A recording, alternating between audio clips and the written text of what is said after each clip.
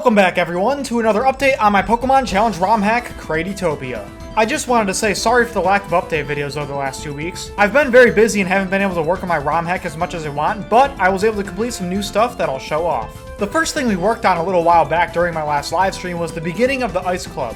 The Ice Club will be the next challenge to face after defeating the Steel and Ground Clubs. It'll feature a really cool ice cave with some small ice puzzles, but not too much to the point where it can be annoying. The Ice Club is also going to feature a pass-through, so you can advance to the next area right away if you'd like. The area after the Ice Club will be where you'll reach Molten Crest Mountain, which is going to be a massive volcano, and as you get near the top of the volcano, it will be closer to the end of the entire game. This area will lead to the entrance of the volcano, and it's called Molten Crest Grounds, where you'll be able to find the Poison Club, which will be the next club I work on. Now, since there's no HMs in my game, you won't be able to use Fly to get around the giant city of Craditopia easily, so I created the Driftblim carrier service you'll unlock here that can take you to a few different locations. Now, this is my first time learning how to script a multi-choice selection box, and I want to show you guys I'm still learning lots of new techniques when ROM hacking, and I'm glad this worked out well. Driftblim can take you to the West District, which is the start of the game, the East District where the Fairy Club is, and eventually to Molten Crest Plateau, but that won't be unlocked until later when you reach it. And for those of you who always ask me how and where I learn everything about ROM hacking with Hex Maniac Advance, there are lots of great tutorial videos by Starstruck Shiny on YouTube, so go check him out. That's where I learned how to make this script work.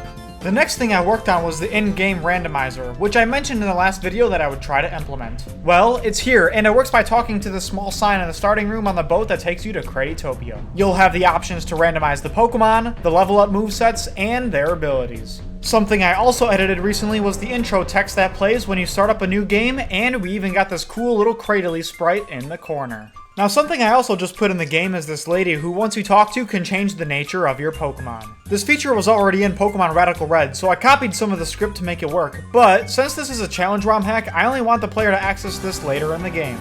Now, I also made lots of other small changes as I'm working on the hack, one thing being these small graphic tile changes like these buildings you see here.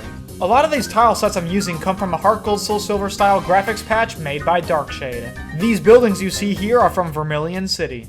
One thing I've also been messing around with a lot over the last few weeks is adding custom music to the game, which cannot be done with Hex Maniac Advance. So I've been using a very old program called Sappy to do that. Now, the Pokemon GBA games have something called voice groups that only let you play a limited number of instruments in the game, and unfortunately I have not been able to find a way for the music tracks to sound good. If you have any experience with creating custom music for GBA ROM hacks and you're interested in helping out, please let me know and join my Discord if you want to help. That's pretty much it in terms of updates to the game. My plan is to finish as much as the mapping done as possible, and then go back and work on all the little details later. Really, the starting area of the game is the only fully fleshed out part of the ROM hack so far, so I'm thinking of creating a downloadable demo version of the game soon, so you guys at least have something to try out, because making this ROM hack will take a long time. As always, I'd like you guys to join my Discord channel at the link below, where you'll be able to see lots of small updates I add to the ROM hack, and you guys can talk about anything Pokemon related and just have a good time. Thanks for watching this update video. I'm glad a lot of you are very interested in Craditopia, and I'm working hard to create something fun for you to enjoy.